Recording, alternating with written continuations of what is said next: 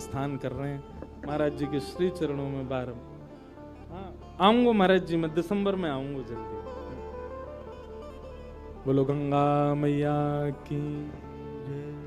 मैं क्या कह रहा था, ठाकुर जी हम आप सबको एक चैलेंज देके रखें कि तो में यदि सामर्थ हो मोए बुलवा के दिखाए दे, मोए चलवा के दिखाए दे, मुझसे कोई लीला करवा के दिखा दे। मैं तो ऐसे ही बैठा रहूंगा लड्डू गोपाल बने।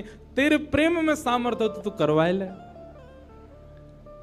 जिस दिन ठाकुर जी हमारे घर आ जाते हैं उसी दिन से हमारी एक चैलेंज हमारे ऊपर आ जाता है। हम में सामर्थ हो, ठाकुर जी बोल के दिखा दें, ठाकुर जी कुछ करके दिखाएं। लेकिन हमको भी संतुष्टि है, ऐसे हैं तो ऐसे ही बैठे रहें। हमको लगता है ऐसे ही रहें, इससे ज्यादा कुछ करें नहीं। इसलिए ठाकुर जी को भी लगता है जब इसके चित्त में ही भाव नहीं है तो मैं और लीला क्यों ही करूं। चैतन्य भाव चित्त में लाओ। जैसे एक बालक जन्म लेता है तो मां और पिता प्रतीक्षा करते हैं, अब ये कब बोलेगा, मां कब बोलेगा, पापा कब बोलेगा, ये चलना कब सीखेगा, ये स्कूल कैसे जाएगा, ये बड़ा होकर के जॉब करेगा, बिजनेस आदि आदि सब भाव। ऐसे एक सेवक साधक के चित्त में भी अपने ठाकुर जी के प्रति भावना होनी चाहिए, ये बोलेंगे कब।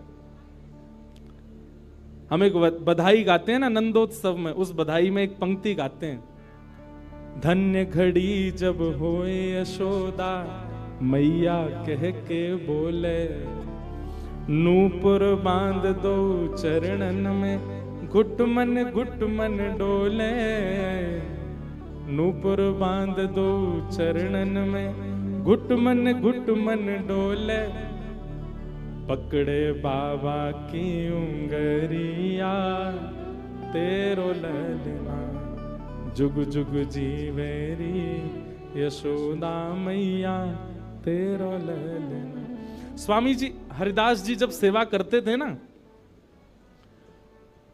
तो ठाकुर जी बिहारी जी ऐसे ही नहीं रहते थे जैसे हमको दिख रहे हैं। स्वामी जी जैसे ही कपाट करते थे सोई बिहारी जी बैठ जाते थे, बंसी सब नीचे करके हाथ सीधे कर लेते। मैं तो हार गयो पूरे दिन खड़े खड़े। स्वामी जी तुम बार बार पर्दा करते रहे करो, इसीलिए बिहारी जी में बार बार पर्दा आता। क्यों? ठाकुर जी उतनी देर बैठ लेते हैं, क्यों? खड़े खड़े थक गए। बहुत भाव है पर्दा के, पर एक भाव यह भी है। तो स्वामी जी को अनुभव होता है तो इसका मतलब क्या है? ठाकुर जी लीला करते हैं पर अब क्यों नहीं कर रहे? हमारे भीतर स्वामी जी जैसा भाव नहीं है। श्री हरिराम व्यास जी के विराज रहे ठाकुर जी बाबा के ठीक